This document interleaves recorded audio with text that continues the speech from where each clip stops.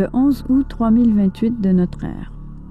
La douceur du climat des derniers siècles a fait se résorber la couche neigeuse de telle sorte qu'après des siècles d'ère glaciaire, les premiers essais de fouilles archéologiques peuvent être entrepris. Une expédition dans les Dolomites, sous la conduite du capitaine Comici, installe son camp de base dans la région de Saslong. Un observateur se trouve alors en difficulté.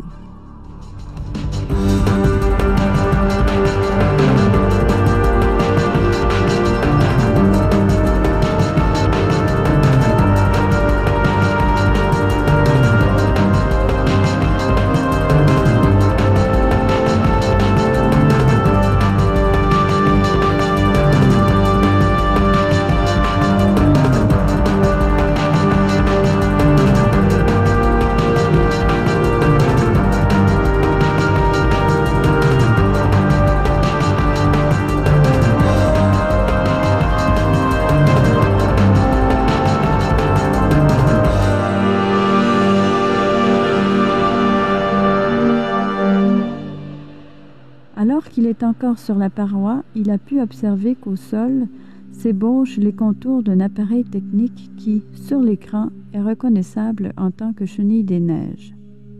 Une chenille des neiges qui, avant l'ère glaciaire, servait durant l'hiver de moyen de locomotion. Le capitaine Comici forme une petite équipe qui, sous sa direction, devra progresser jusqu'au lieu de découverte.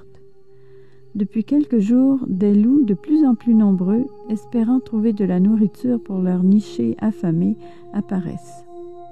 Ce sont les rejetons de la race des WWF immunisés contre les balles et qui sont devenus un véritable fléau. Le fusil à neutrons reste au camp de base. L'équipe part sans armes.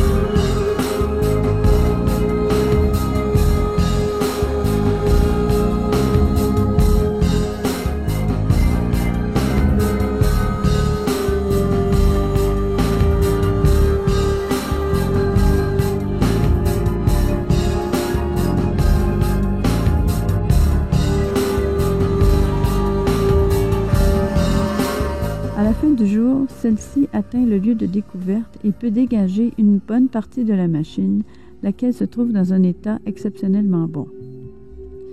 Maintenant, le soleil se situe à 3 degrés en dessous de l'horizon et à l'est, les premières paires d'yeux étincelants comme des éclairs apparaissent. En moins de quelques minutes, l'équipe est cernée par une horde de loups affamés. Le capitaine Comici fait appel à l'hélicoptère de secours.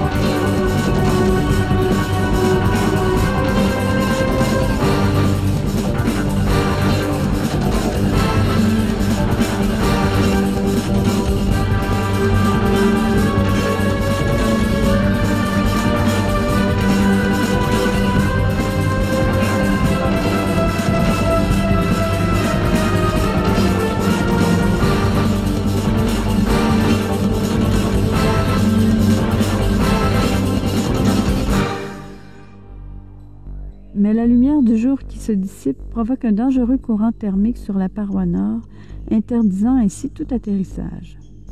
Le pilote change de cap, il est pris dans un courant rabattant et peut, d'une extrême justesse, manœuvrer son appareil hors de la zone dangereuse. À présent, l'équipe doit se débrouiller toute seule. Les 2 guides de montagne étudient le manuel d'instruction d'emploi, très bien conservé, de la Chenille des Neiges.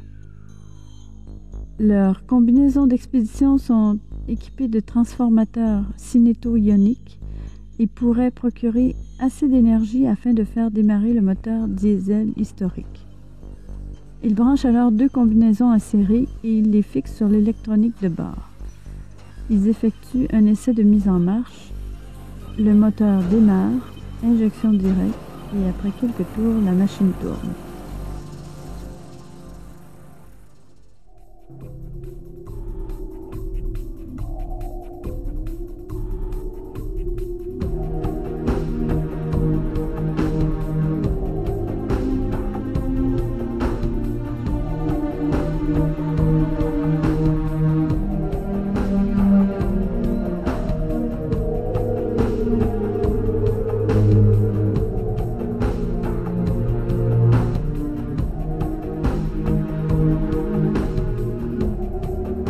Et voilà qu'après plus de 1000 ans, un Leitwolf de Prinoth se dégage lentement mais vigoureusement hors de son lieu de découverte. Comme par miracle, le mécanisme de commande et l'électronique ont été conservés dans la glace.